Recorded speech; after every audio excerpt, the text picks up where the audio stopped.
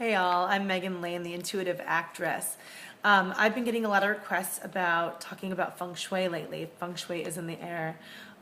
Forgive me if the camera shakes a little. I am getting a new setup because now I'm YouTubing more. So I'm trying to film this on my iPhone instead of my computer because the sound is on the computer.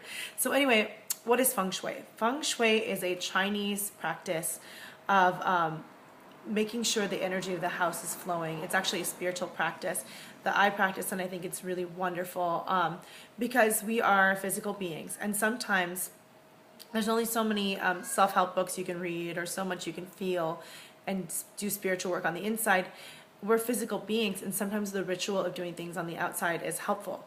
Like, for example, if you're trying to lose weight, there's only so many Dr. Oz videos you can watch or books you can read on the subject until you actually take in the nutrition into your own body or get the exercise moving, actually get moving.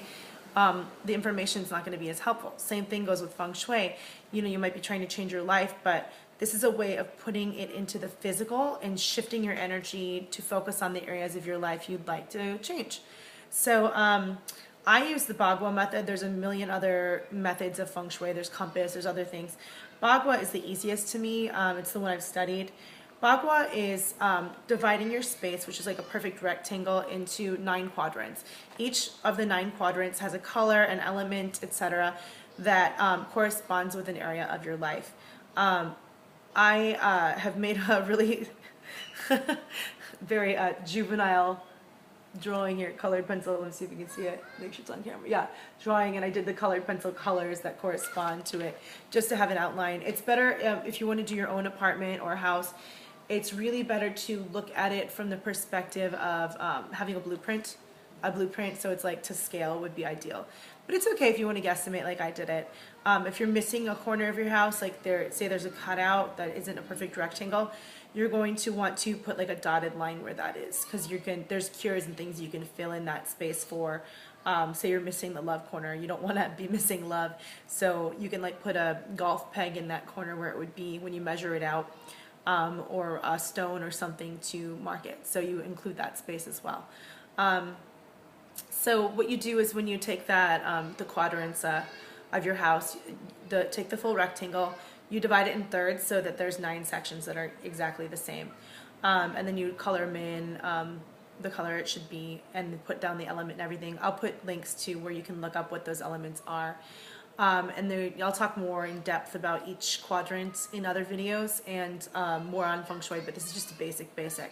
So you write those down, you put down the color, what they are, and then you can look up how to incorporate those elements or eliminate things by just doing some research online. There's the Google machine.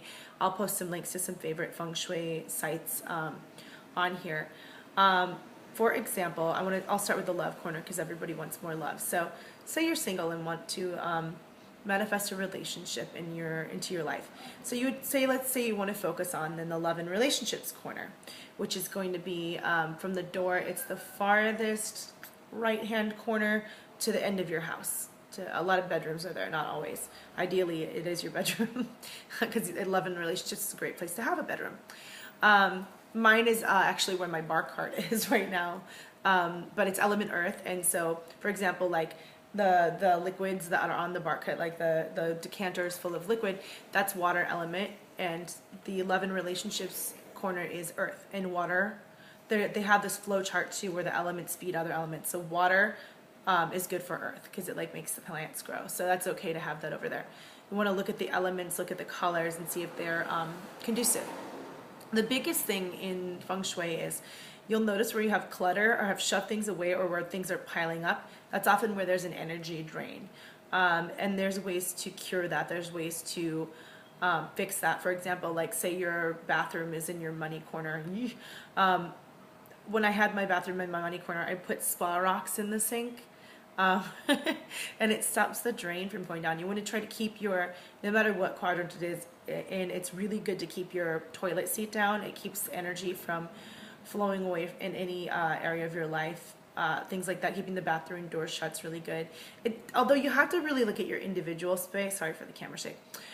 Because, like for example, I get beautiful light coming through my bathroom, and mine's in my community. I think it's, yeah, family and community corner. So I like that light coming into that hallway and streaming in. It just really depends on your particular situation.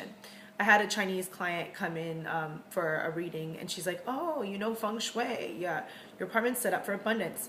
I had a tiny studio, but it really did bring in an incredible clientele because it's all about how you set up your space. Also, when you're choosing an apartment, when you know more about Feng Shui, it's easier to see whether the energy is flowing or not and where it gets pulled up. I picked an apartment that has really free-flowing energy. It's very open. There's a lot of light and a lot of wind that comes through. Even in the common hallway, there's a ton of like air that comes through, which is why I think I got, even though my building is vintage, it's not haunted because it like it clears out spirit energy too. So something to look at. So yeah, play with the bagua, do your mapping out, and I will go into each section. It's easy to research online and see kind of what some cures are for like where there may be some issues in your life. Notice, like I said, where the clutter is, where there's chaos, where something doesn't feel right in your house, it'll probably correspond to that area of your life. So please, if you have any Feng Shui questions or want to know more about this, post the links below. I'm sorry, post your questions below. I was going to say about love and relationships. One of the telltale signs of whether somebody's ready for a relationship, this is a clue in Feng Shui, is where they put their bed in their room. If they shove it up against the corner, unless that's the very only arrangement that they can do, if they shove their bed in a corner, they are not ready for a romance usually. It's somebody who's blocking themselves off. Like I said, if they have matching nightstands, it's like I'm ready for my match. If they have not matching, look at those things too. That's a hint about somebody else Feng Shui wise. And have a great week and be sure to subscribe. Talk to you later. Bye.